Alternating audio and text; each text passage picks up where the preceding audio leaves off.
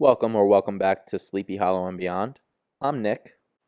And I'm Leah, and today we're at Fishkill Farms in Dutchess County, where Destination Dutchess is having their Revolutionary Cider celebration. They've planned talks today from people like Fishkill Farms owner and operator Josh Morgenthau, cider historian Mark Trudeau, and legendary storyteller Jonathan Crook. So if that's something you're interested in, then just keep watching. We started our day with a hayride through the orchards of Fishkill Farms, where owner and operator Josh Morgenthau gave us a history of the farm starting with his grandfather in 1913. Fishkill Farms was founded by Henry Morgenthau Jr., who had studied agriculture at Cornell University.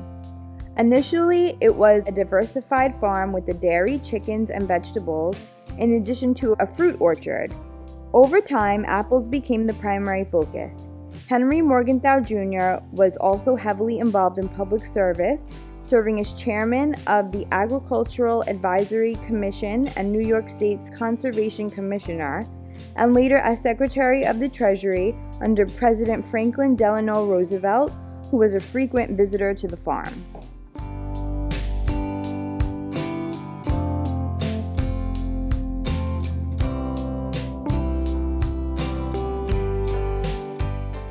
In 1880, after a hailstorm left dents in all of their apples, they would no longer be accepted for distribution for the retail market. This left the farm with an opportunity to sink or swim. They could lose a year's worth of revenue with a crop that couldn't go to market, or they could pivot and come up with another idea. The farm decided to open its doors to the local community for Pick Your Own, and wound up making more money than they would have with a perfect crop that sold in stores. They've continued with this model ever since. Henry's son, Robert Morgenthau, guided the farm's transition from a wholesale operation to a diversified farm, adding peaches, plums, cherries, pears, and berries to extend the pick-your-own season. Today the farm is run by Josh Morgenthau, Henry Morgenthau Jr.'s grandson, who has a strong commitment to sustainability and organic farming practices, aiming for carbon neutrality. Josh had his own sink or swim moment in 2016. After 2015's harvest produced an excellent and large crop of apples, 2016's crop was underwhelming. However, having so many apples left in cold storage from the previous year, Josh needed a way for the farm to continue to be profitable by utilizing their leftover crop. Having been a hobby cider maker for some time, Josh decided to focus on a large-scale cider operation. With a nod to his grandfather's position in FDR's cabinet, Treasury Cider was born. Treasury Cider is a tree-to-bottle, 100% estate-grown hard cider. They are known for crafting different varieties of high-quality ciders that are often likened to dry or sparkling white wines.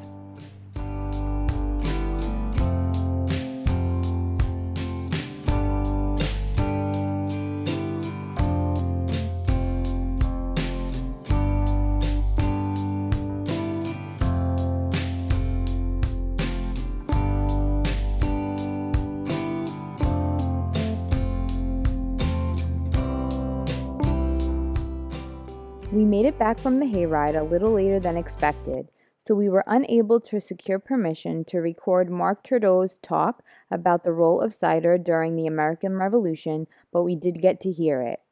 Trudeau explained that cider was amongst the most common beverages, quote, to be found in every house, enjoyed by everyone from wealthy landowners to day laborers. Cider was such a staple that it even went to war with the troops. The Continental Congress included cider in the daily rations to every soldier. It was difficult to fill that order, though, because according to Trudeau's math, the Continental Army would need 2,500 gallons of cider a day to be able to keep up with rations. Mark finished his talk by telling us that George Washington tried and failed to ban cider among the troops. He wanted to curb excessive drinking, which was causing issues and leaving some soldiers unfit for duty. But cider was such a staple that Washington's attempted ban was in vain.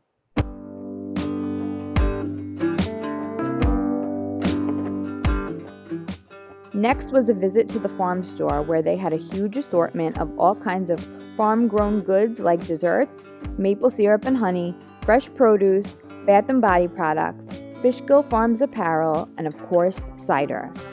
There was even a pet section with dog treats and goodies for your furry friend. It was one of the nicest and largest farm stores we've seen yet and is open year-round.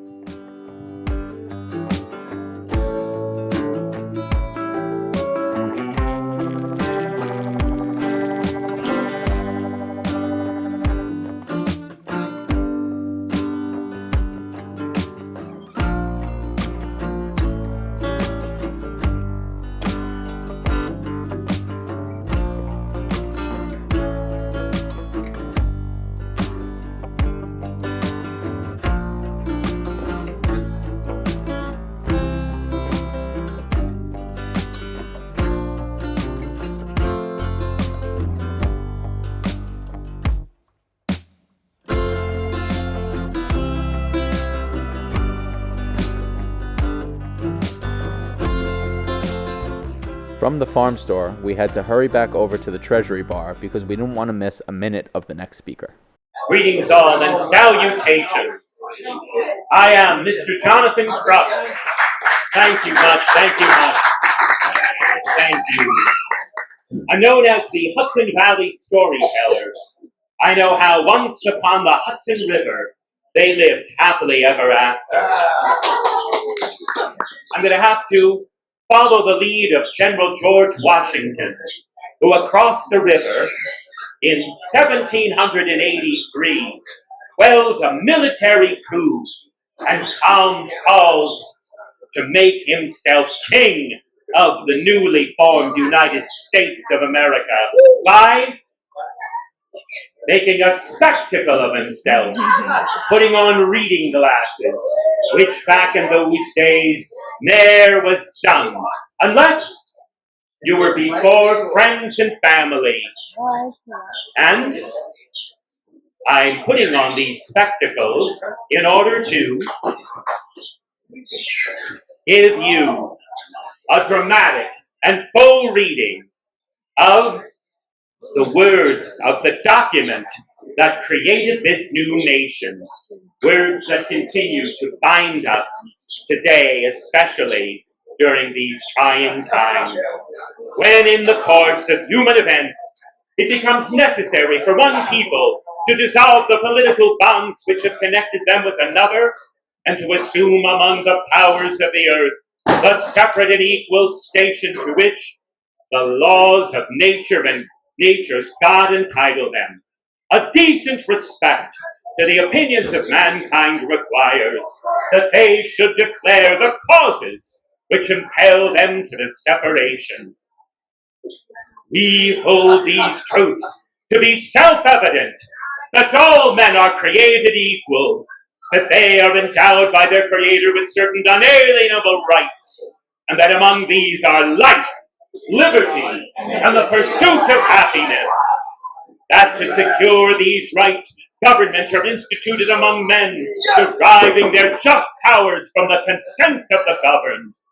That whenever any form of government becomes destructive of these ends, it is the right of the people to alter or abolish it, and to institute new government. Therefore, the representatives of the United States of America in General Congress, assembled appealing to the Supreme Judge of the world for the rectitude of our intentions, do, in the name and by the authority of the good people of these colonies, solemnly publish and declare that these united colonies are, and of right ought to be, free and independent states, that they are absolved from all allegiance to the British Crown, and that all political connection between them and the state of Great Britain is and ought to be totally dissolved, and that as free and independent states, they have full power to levy war, conclude peace, contract alliances, establish Congress, and do all other acts and things which independent states of right do. And for the support of this declaration, with a firm alliance on the protection of divine providence, we mutually pledge to each other our lives, our fortune, and our sacred honor. Thank you very much.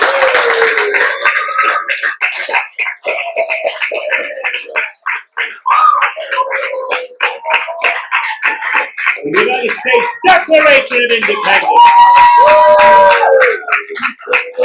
Come all ye bold Americans, and unto me his ear.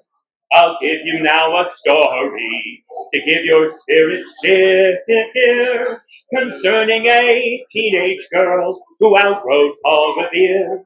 Sybil Ludington was her name, and she came from just around here. Bum, bum, bum, bum, bum, bum. On a cold, dismal night in April 1777, 2 years after the shot was heard round the world, a knock was heard at a farmhouse door not far from where we now sit. Now, the Ludingtons, the children rose.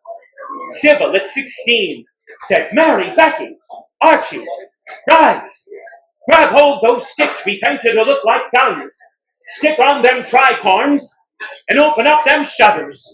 We got someone knocking at the door. They may be after father." Well, Archie, aged about 10, says, "What do they want with father? Who could it be?" Mary says, "Who could it be? Why, it could be the Redcoats. Could be the Tories. Could be the Cowboys." "Well, what would they do?" wondered Archie.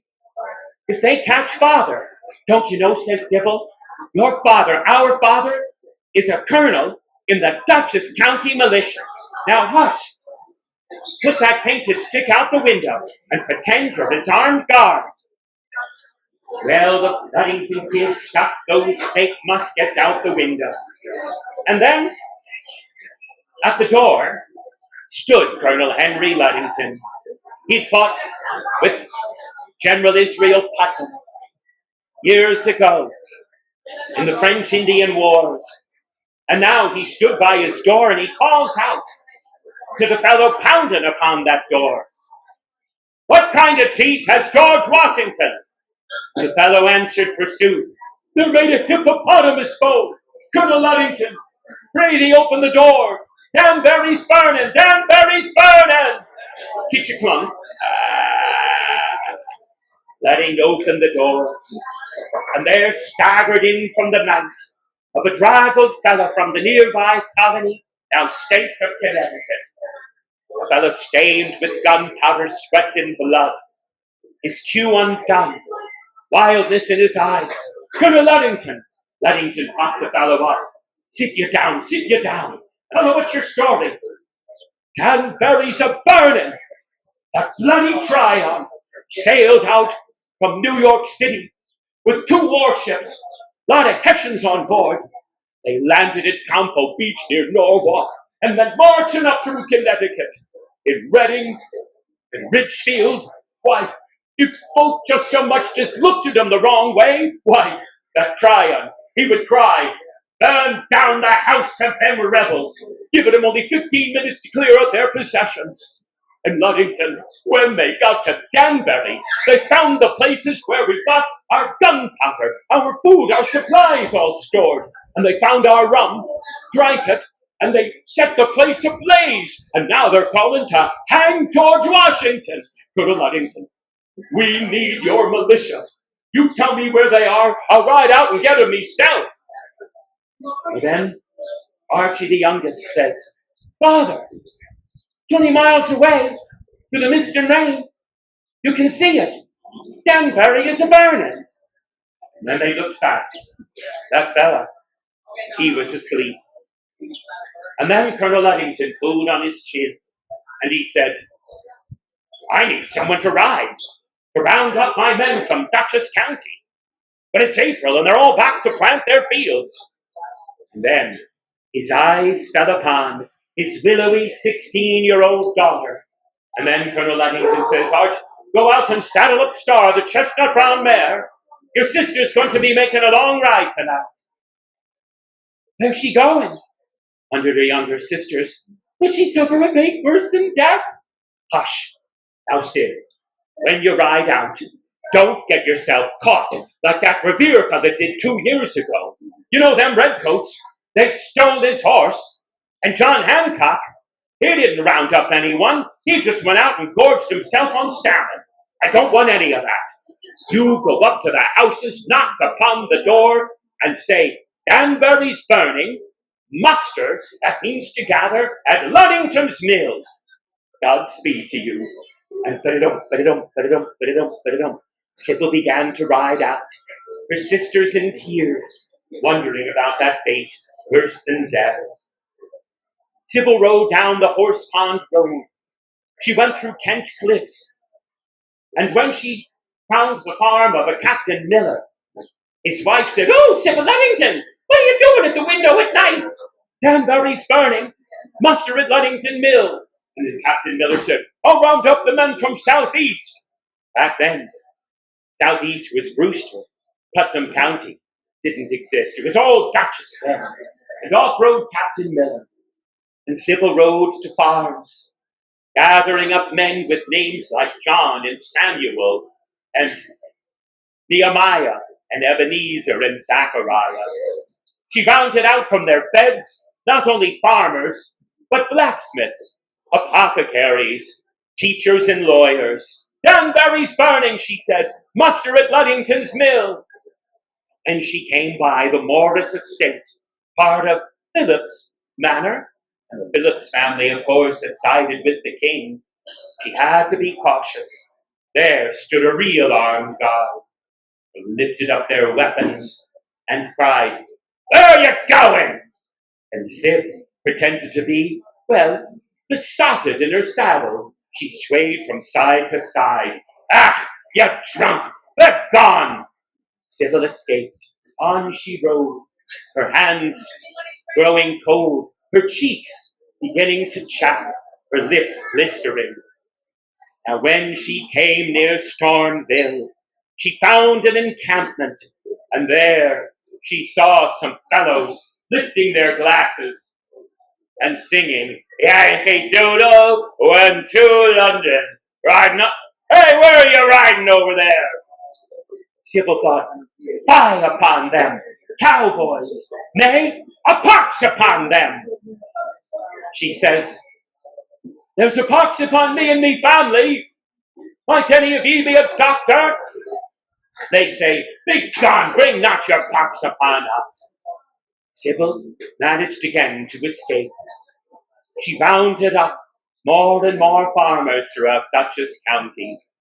Now, when she came upon Mrs. Peck, who lived, just a few miles from where we now sit, she said, "Sybil Luddington, what are you doing riding? Why, close to the dawn. Get in here. I've got a cup of tea for you, and it's not American. It's good Chinese bohea." Syb said, "Oh, would that I could, but me father's going to be missing me. Danbury's burning." "Oh, well, I'll send out me son." Mrs. Peck sent out her son with his rucksack and his musket. He gave up, as many others did, his farm to fight for the liberty and independence we now enjoy. After riding for 4 hours, Sybil returned to Luddington's mill, and there she found over 200 men. And when they saw her come in, they took off their hats and cried, "Huzzah for Sybil Luddington!" Sybil about fell off Star, her chestnut brown mare. Her sisters took her in and put her to bed. Colonel Henry Luddington led his men to Ridgefield, Connecticut, where they caught up with the Connecticut militia, now under the charge of the hero of Valcour Island, the hero of the Battle of Saratoga, the traitor, later Benedict Arnold. And he, along with Colonel Luddington's men, drove the Redcoats out of Connecticut so that they could fight another day for the liberty and independence we now enjoy. 2 weeks went by. 'Twas said another knock came to the farmhouse door of the Luddingtons. Bump, bump, bump, bump, bump, bump. Mary answered the door, and there she found a rather handsome officer with a sash of green across his chest. He said, Lieutenant Colonel Alexander Hamilton at your service. He says, Sybil Luddington, nay, I'm but her sister. I'll fetch her. Sybil comes over, drying her hands in her apron, and she gives a little curtsy, and Hamilton beckons. He brings her out to the Connecticut Road, now Route 6, and there, General George Washington does something no king, no general, no noble ever would do in Europe. He gets down off of his high horse, and he walks over to a farm girl and says, Thank you for the service that thou hast given our new nation. And he puts out his hand into the calloused hand of a farm girl and shakes it, showing what this new nation is made of. And for the rest of her life, though she raised a son who was a congressman and became one of the first women in the state of New York to be granted a license to run a tavern, Sybil Luddington told this tale, showing how everyone, even teenage girls, played a part in bringing about the uniting of a ragtag bunch of colonies into the great United States. And for Sybil Luddington, let's all say, Huzzah! Huzzah! Thank you very much. Thank you. And that wraps up our day at Fishkill Farms for the Revolutionary Cider Celebration. This was our first visit to the farm, and it will definitely not be our last. Between the pick your own produce, outdoor cider bar, beautiful farm store, and breathtaking scenery everywhere you look, this is going to be a top place for us to visit throughout summer and fall. Thanks to Destination Duchess for putting on such a fun and informative event, Josh Morgenthau for taking the time to share his family story and the history of the farm with us, and of course the one and only Jonathan Crook for bringing history to life with his captivating storytelling that wrapped up the event so beautifully. We encourage you to come out to Fishkill Farms and experience this amazing place for yourself. And remember, if you like this kind of content and want to see more, don't forget to like and subscribe, and we'll see you in the next one.